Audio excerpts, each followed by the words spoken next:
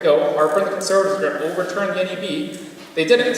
They denied the mine, not once, but twice. It's a good process that has worked in the past, and we should be asking the other parties what their positions are on these pipelines as they're coming out with them, sometimes for it, sometimes against it, before the NEB process is even completed.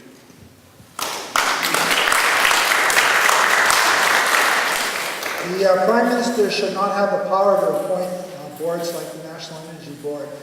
We should have citizens making these decisions. There are eminent scientists. One of the candidates in my riding is an expert on this field. Why isn't she on the? Why isn't she one of the decision making? There's lots of others. As far as Kinder Morgan and Enbridge and these other lines, we say they should all be stopped. We should not be exporting raw bitumen. We should be refining our resources here where we mine them. Same with the banning, we should ban the export of raw logs and so on. We need to develop our own refining, our own manufacturing base, first of all for the home market, and secondly for trade with other countries on the basis of mutual benefit.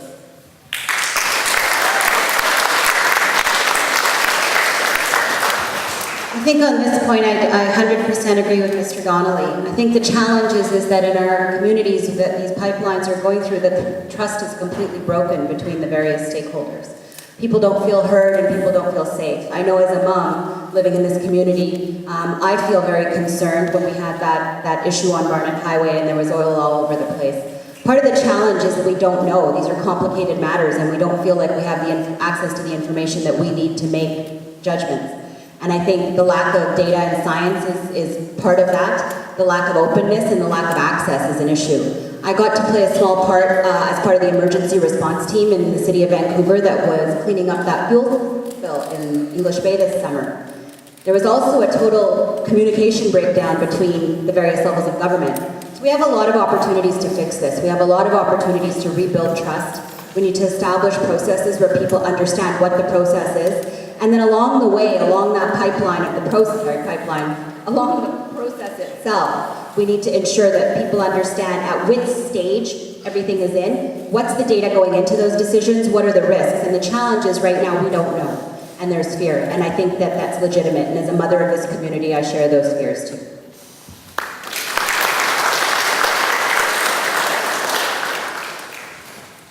Now, while I hope that everyone here knows where the green part stands on the Kinder Morgan, I personally feel there is no need for expansion, and therefore all these assessments are obsolete.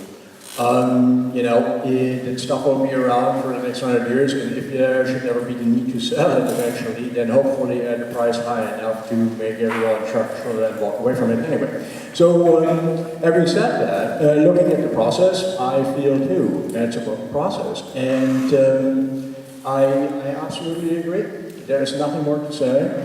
If there should ever be the process need to be reestablished, that's the way to go, and I think the three parties here agree on that. That's all. Thank you.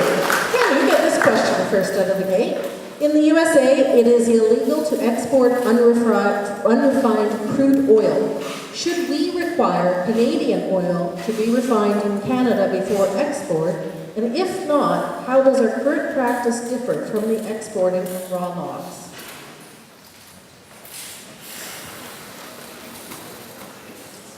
The question is about value-added goods, and should we pass some sort of legislation banning the raw export of our resources?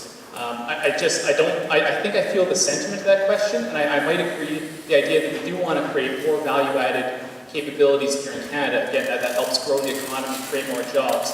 However, the practicality of actually putting forward legislation that would ban the export of raw resources is just not going to work. The fact of the matter is, many of the different infrastructure required to refine things like crude oil are very expensive. They're very expensive to staff up, and the initial investment is so large that if we did that, we'd be driving the price of gasoline up so high that it would be unaffordable for many Canadians.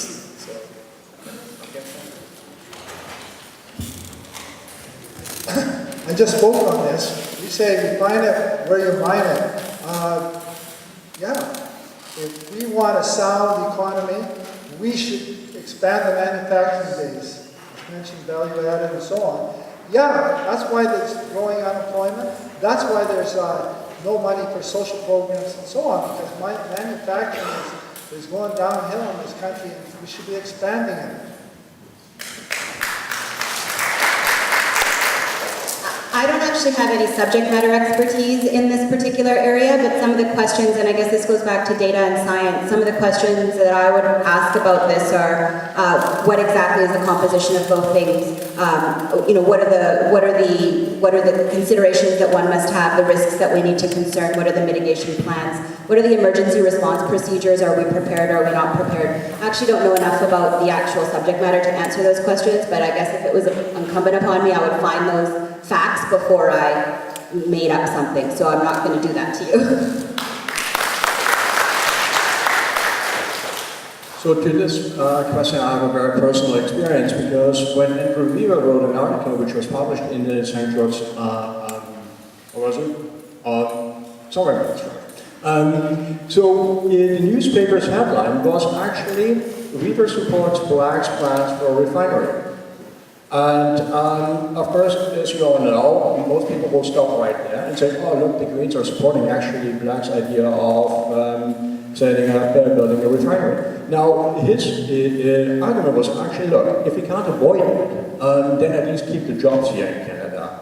And slap that whole project with the highest environmental standards and safeguards we possibly can enact.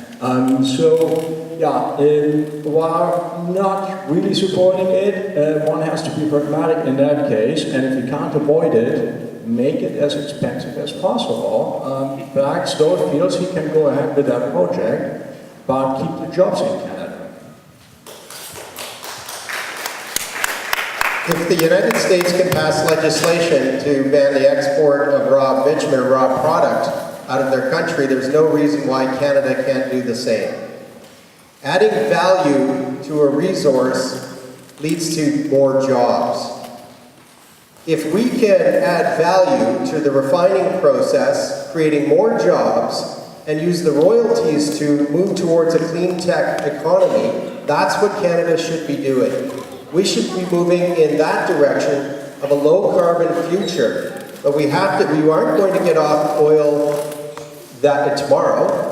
So we have to develop a transition strategy. We also have to address one of the biggest threats facing humanity, and that is climate change. So we need to bring in a Climate Change Accountability Act, which the NDP has proposed under Jack Layton and now Tom Mulcair. We will bring in a Climate Change Accountability Act, address one of the biggest threats facing humanity, including Canada and our municipalities, everyone on the planet. We'll also add value to the products that we resource and use that to transition to a clean technology future. Thank you. Thank you very much. Brian, you get to take this one out of the gate. The question is, are our veterans being taken care of? But as the moderator, I'm going to change that a little bit. It's a little close to my heart. I'm going to ask you, what are your personal views and your party's policies on moving forward to take better care of our veterans? Yes, veterans have served this country. I may disagree with some of the wars that they've participated in, but the veterans have served this country. Many of them have had serious injuries and will have disabilities with the rest of their life. So their livelihood should be guaranteed for the rest of their life. A civilized country looks after its veterans.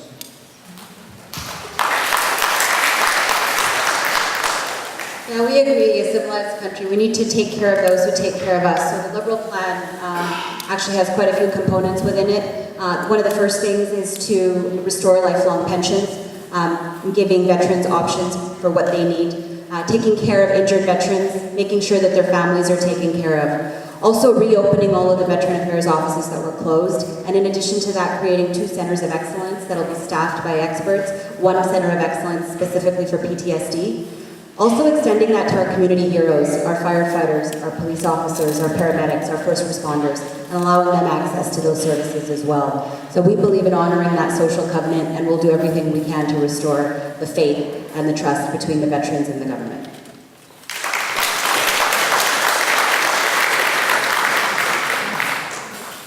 So, as you may know, Elizabeth May had a press conference, and she was accompanied by veterans. I feel that the country it can certainly do a better service to our veterans, and mental health would be one. Better access, freely available, and many other supports. I feel that too many still fall through the social net that they actually deserve after servicing our country. That it be either as a war veteran or veteran of the RCMP. There are many ways to improve the lives of the people who really need it, and overall I do agree with Jessica. An NDP government will definitely respect and honor the sacrifices made by our veterans and give the services that they deserve. I want to read specifically what an NDP government would do. We would support Canadian veterans and their families with a $454 million investment over 4 years to provide better treatment for veterans with post-traumatic stress and mental health issues. We would enhance long-term care and expand the Veterans Independence Program, as well as increase survivors' pension and ensure funding is in place to support dignified funerals for veterans through the last post program. Those are just a few examples. It shouldn't take a group of very unhappy veterans under the umbrella of Equitas to take the government to court, which is exactly what they did, because they were not getting the support that they so rightly deserve. The government spent over almost $1 million fighting them in court. That is unbelievable and unacceptable. An NDP government would, and in fact I was proud to play a role in bringing a motion forward to say that we have a sacred obligation to look after our veterans. Thank you.